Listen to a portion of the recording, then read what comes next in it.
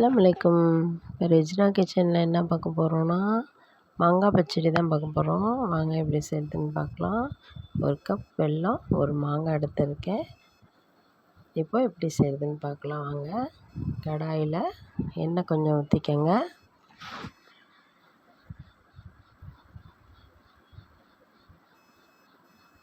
கடுகு கொஞ்சம் போட்டுக்கலாம்.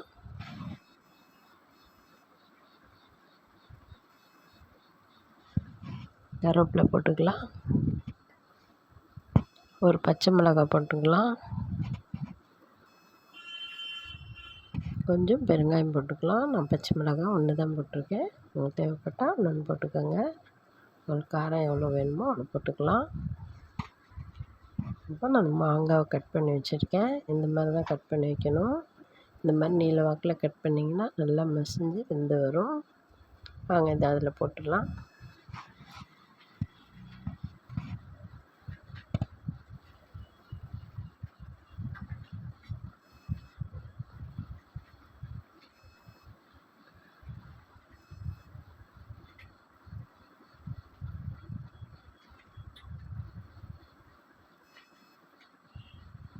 கொஞ்சம் மஞ்சள்தூள் போட்டுக்கலாம்.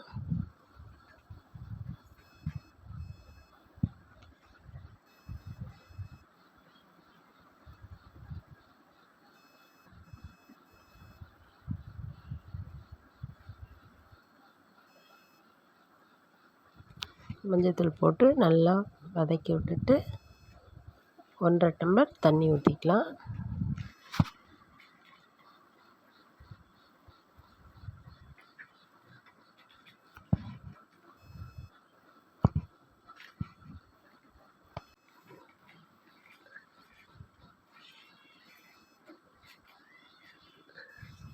தண்ணி நீங்கள் இவ்வளோ ஊற்றினா தான் நல்லா வெந்து மசிஞ்சு வரும். அதை பார்த்துக்குங்க. மூடி கொஞ்சம் ஃப்ளேமில் வச்சு நல்லா கொதிச்சதுக்கப்புறம் நம்ம கொஞ்சம் சிம் பண்ணிக்கலாம்.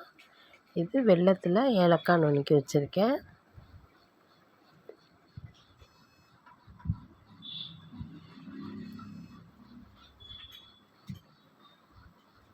நல்லா கொதி வந்துடுச்சு பாருங்கள்.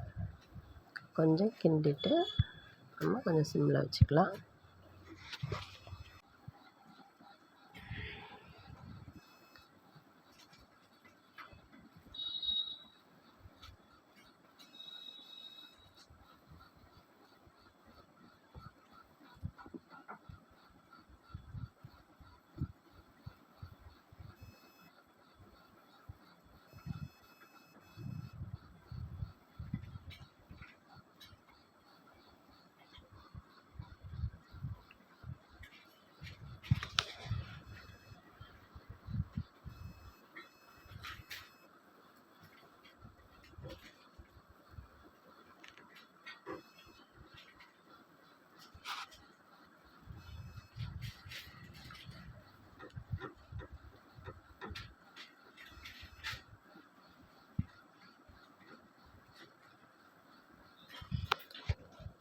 நல்லா மசிஞ்சு வந்துடுச்சு பாருங்கள்.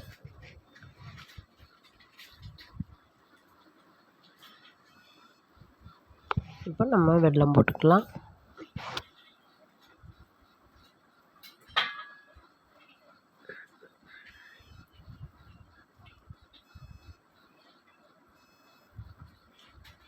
உங்களுக்கு இனிப்பு வேணும்னா இன்னும் கொஞ்சம் நீங்கள் வெல்லம் போட்டுக்கலாம்.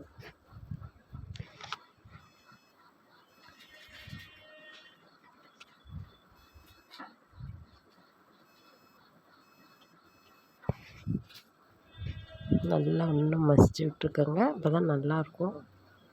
ஆரஞ்சுன்னா நல்லா கெட்டியாக டேஸ்ட்டாக இருக்கும்.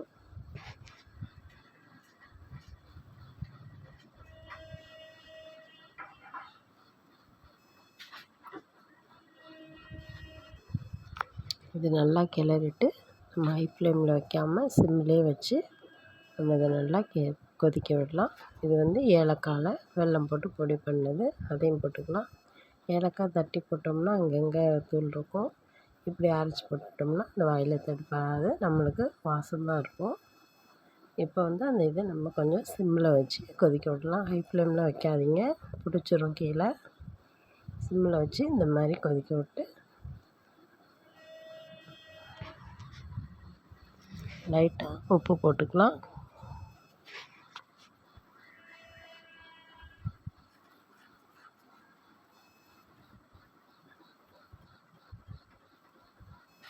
இப்போ கொஞ்சம் மூடி கொஞ்சம் நேரம் சிம் பண்ணிடலாம். ஒரு 2 நிமிஷம் வச்சா போதும்.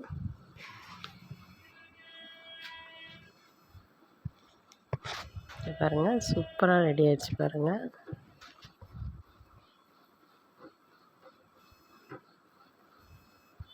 இது பச்சடி மாதிரி தெரில, ஹல்வா மாதிரி இருக்குது. நல்லா டேஸ்டியாக செம்மையாக இருந்துச்சு. நீங்களும் வீட்டில் இது மாதிரி செஞ்சு பாருங்கள். செஞ்சு பார்த்துட்டு எப்படி வந்துச்சுன்னு எனக்கு கமெண்ட்டில் சொல்லுங்கள். என் வீடியோ பிடிச்சிருந்தா லைக் பண்ணுங்கள், ஷேர் பண்ணுங்கள், மறக்காமல் சப்ஸ்கிரைப் பண்ணுங்கள். ஓகே, பாய். அஸ்ஸலாமு அலைக்கும்.